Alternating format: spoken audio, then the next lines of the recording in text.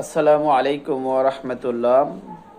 সম্মানিত দর্শক, আজকে একটি গুরুত্বপূর্ণ বিষয় নিয়ে আপনাদের সামনে হাজির হয়েছি।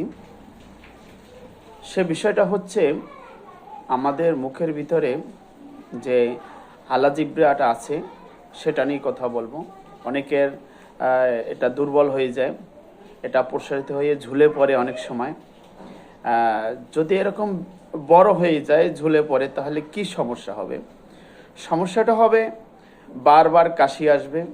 এমনকি যদি বিছানায় শোয়ার সাথে সাথে প্রচুর পরিমাণে কাশি হবে, কাশতে কাশতে তার অনেক কষ্ট হবে।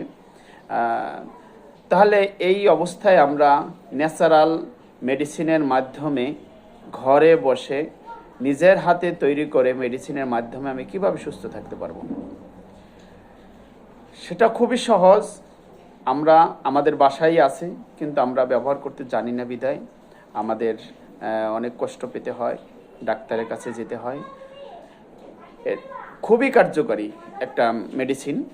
সেটা হচ্ছে আপনি প্রয়োজন মতো রসুন নেবেন আর মধু নেবেন। রসুনটা ছেঁচে কি করবেন, মধুর সাথে ছেঁচে রস বানাবেন। রস বানিয়ে মধুর সাথে মিশিয়ে নেবেন। মিশিয়ে নিয়ে আপনি যে কোনো ওয়েতে গলার ভিতরে জিব্রা যেটা আছে ওটার সাথে এবং গলার ভিতরে সব জায়গায় সুন্দরভাবে লাগিয়ে দেবেন।